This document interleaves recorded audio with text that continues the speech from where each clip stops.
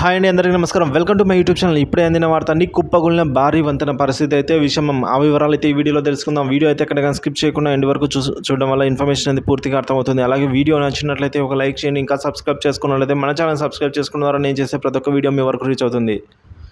వివరాలు చూసుకున్నట్లయితే నిర్మాణంలో ఉన్న బ్రిడ్జి కూలిపోవడం అనే ఘటన పెద్దపల్లి జిల్లా అండి, ముత్తారం మండలంలో ఓడెడ్లో అయితే జరిగింది ఈ ఘటన. ఈ ప్రమాదంలో ఎలాంటి ప్రాణ నష్టం అయితే జరగలేదు. సో జయశంకర్, భూపాలపల్లి, పెద్దపల్లి జిల్లాల మధ్య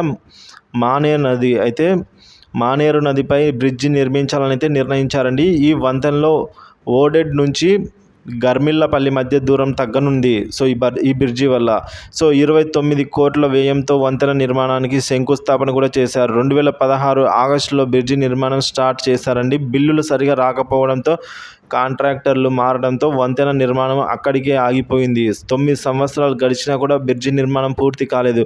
ప్రజలు వంతెన పక్కనే ఏర్పాటు చేసిన మట్టి దారి ఒకటి ఉందండి. సో దానిలో అయితే ప్రజలు వెళ్తూ వస్తూ ఉండేవారు. ఇక సోమవారం రాత్రి గాలి దుమారానికి బ్రిడ్జి పైనున్న సిమెంట్ పిల్లర్ అయితే కింద పడిపోయాయండి.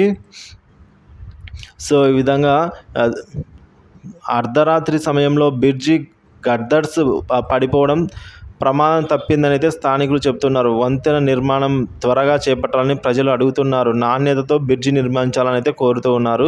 సో ఈ ఘటన ఏదైతే జరిగిందో అది అర్ధరాత్రి జరిగిందండి. సో అర్ధరాత్రి కావడంతో జనాలు ఎవరు లేరు అక్కడ. సో కాబట్టి ప్రాణ నష్టం ఏమీ జరగలేదని అయితే చెబుతూ ఉన్నారు. మరి నెల రోజుల క్రితం బీహార్లో కూడా నిర్మాణంలో ఉన్న వంతెన కూలిపోయింది. ఈ ప్రమాదంలో ఒకరు మృతి చెందారు.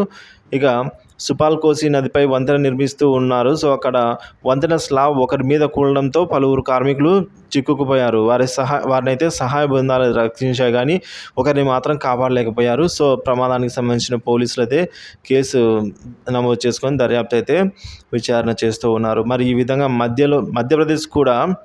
మధ్యప్రదేశ్లో కూడా కొద్ది రోజుల క్రితమే వంతెన కూలిపోయిందండి. ఇదే తరహాలో మొరేనాలో అయితే 100 సంవత్సరాల నాటి బ్రిడ్జి కూలిపోయింది. ఈ ప్రమాదంలో 5 కార్మికులు అయితే గాయపడ్డారు.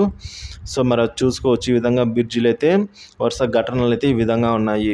సో ఇప్పుడు జరిగిన ఇన్సిడెంట్ ఏదైతే ఉందో అది ఆగస్టు 2016లో బ్రిడ్జిని అయితే స్టార్ట్ చేశారు, కానీ అది పూర్తి కాలేదు. పూర్తి కాకముందే పక్కన ఉన్న మట్టి దారులు అయితే యూస్ చేసుకునేవారండి ప్రజలు. సో కానీ ఈ బ్రిడ్జ్ అనేది నిర్మాణమే పూర్తి కాకముందే పడిపోవడం అనేది చాలా బాధాకరం. అయితే అర్ధరాత్రి సమయంలో జరగడం వల్ల ప్రాణ నష్టం అయితే ఏమీ సంభవించలేదైతే అని చెప్తున్నారు.